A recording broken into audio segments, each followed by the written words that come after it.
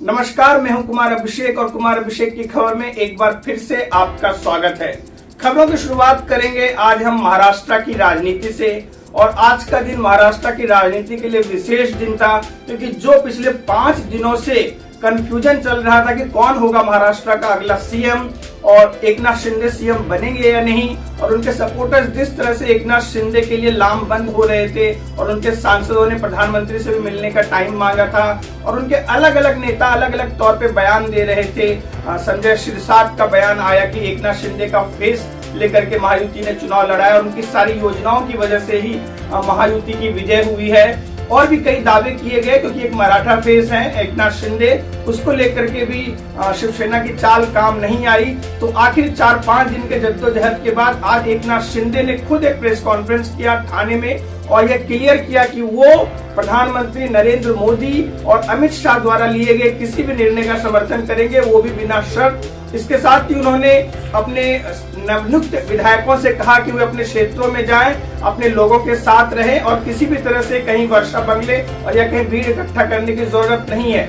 उनसे counter question भी हुए तो उन्होंने कहा है कि हमने महायुति के उम्मीदवार के तौर पर चुनाव लड़ा है और हमें भारी सफलता मिली है, उसमें बहुत सारे लोगों का योगदान है। उन्होंने जो 2.5 साल सरकार चलाई और उतना काम उन्होंने किया, डिप्टी सीएम अजित पवार और देवेंद्र फडणवीस के साथ मिलकर इतना काम शायद 10 साल में भी कोई सरकार ने नहीं किया होगा। जिस तरह से उन्होंने अपने प्रोजेक्ट के बारे में बात की, जो इंफ्रास्ट्रक्चर प्रोजेक्ट हैं महायुति सरकार के द्वारा, मेट्रो ट्रेन की बात हो जाए, पुणे के विकास की बात हो जाए, अलग अलग इंडस्ट्री की बात, अटल सेतु की बात हो जाए, कोस्टल रोड की बात हो जाए, तो ये सारे ऐसे मुद्दे थे जिसका विपक्ष विरोध कर रहा था। कहीं न कहीं महायुति इस बात को लोगों को बताने में कामयाब रही कि विपक्ष की जो योजना है वो विकास को रोकने की योजना है और एक रहेंगे तो सेफ रहेंगे की चुनावी नारे ने भी काम किया, लोगों को लामबंद किया। हिंदुत्व वोट जो है एक तरह से लामबंद हुए और वो महायुति के उम्मीदवारों को फायदा हुआ।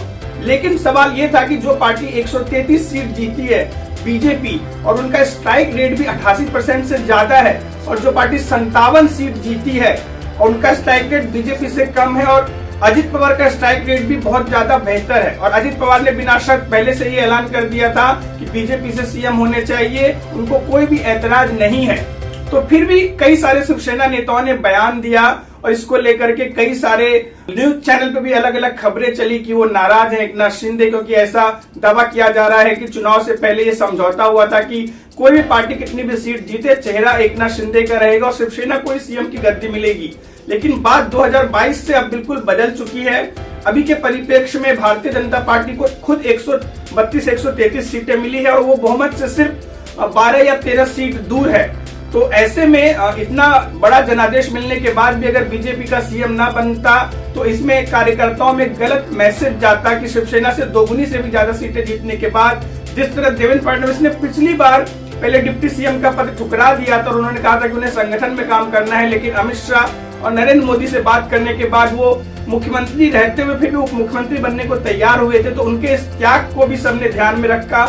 लेकिन सबसे ज्यादा रैलियां भारतीय जनता पार्टी की ओर से अगर किसी ने किया तो वो देवेंद्र फडणवीस थे। यहाँ तक कि नरेंद्र मोदी की भी सिर्फ 10 रैलियां हुई, अमित शाह की 16 रैलियां हुई, कुछ रैली योगी आदित्यनाथ की भी हुई, लेकिन देवेंद्र फडणवीस ने 64 रैलियां की इस चुनाव के दौरान महाराष्ट्र में। और उन्हें जो है आरएसएस का पूरा समर्थन था, आरएसएस के 65 संगठनों ने भी उनको बहुत मदद किया कि महायुति के उम्मीदवार जीते, घर घर गए, लोगों को, वोटरों को घर से बाहर मतदान केंद्र तक लेके आए और उनके पक्ष में माहौल बनाया। तो वहीं दूसरी तरफ महाविकास अघाड़ी शायद ज्यादा ही ओवर कॉन्फिडेंस थी, जिस तरह लोकसभा के नतीजे आए थे उसको देख करके उनको लगा कि शायद यही नतीजे जो उन्होंने आरक्षण को लेकर के, संविधान को लेकर के सवाल उठाए थे, इस नैरेटिव को सेट करने में वो कामयाब रहे थे लोकसभा चुनाव में। लेकिन बीजेपी ने और महायुति के दूसरे शिवसेना और एनसीपी ने पिछले 6 महीनों में बहुत मेहनत की, ग्राउंड जीरो पे काम किया और कहीं न कहीं महाविकास अघाड़ी के आपसी विवाद, संजय राउत और नाना पटोले के बीच के झगड़े खुलकर मीडिया के सामने आए। मुख्यमंत्री का पद अनाउंस किया जाए या नहीं किया जाए, उसके साथ लड़ा जाए या चुनाव नहीं लड़ा जाए, और कहीं न कहीं नाना पटोले भी अपनी सीट मुश्किल से बचा पाए और महाविकास अघाड़ी के 22 उम्मीदवारों की जमानत तक जब्त हो गई। तो इतना बड़ा मैंडेट मिलने के बाद ऑब्वियसली इसके सबसे बड़े चेहरे देवेंद्र फडणवीस थे और उम्मीद है कि देवेंद्र फडणवीस ही मुख्यमंत्री बनेंगे। हमारे सूत्र ऐसा बता रहे हैं। जो मंत्रिमंडल का फॉर्मूला होगा वो कल अमित शाह के साथ महायुति के तमाम नेताओं की बैठक है। उसमें ऐसा सूत्र बता रहे हैं कि बीजेपी के 20 मंत्री बनेंगे और जो शिवसेना के 14 मंत्री बन सकते हैं, वहीं एनसीपी के 10 मंत्री बन सकते हैं। इस पर फाइनल मुहर कल की होने वाली बैठक में लग जाएगा और शायद 2 या 3 दिनों में नया मुख्यमंत्री यहाँ शपथ भी ले लेंगे। इसके लिए बीजेपी कल शायद पर्यवेक्षकों का ऐलान भी कर देगी।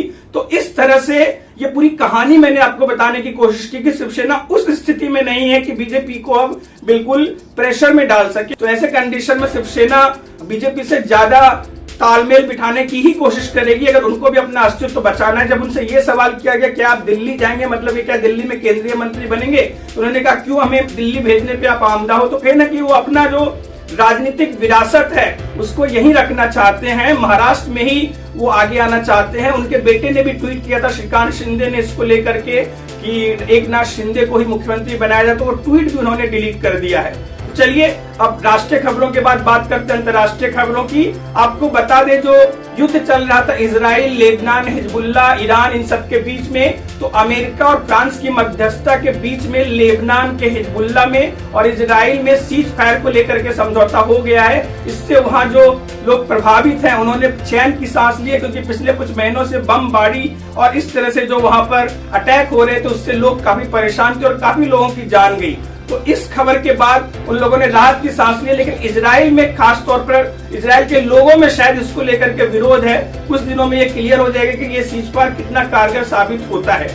चलते चलते हम बात करेंगे पाकिस्तान की भी। हमारे पड़ोसी मुल्क पाकिस्तान में इमरान खान के समर्थकों ने जिस तरह से पिछले 2-3 दिनों से हंगामा कर रखा था कि इमरान खान को रिलीज किया जाए जेल से, इसको लेकर के भारी तनाव हुआ। कुछ लोग मारे भी गए और बहुत सारे लोग घायल गए। अब इमरान के समर्थकों ने फिलहाल अपना ये विरोध वापस ले लिया कुछ दिनों के लिए।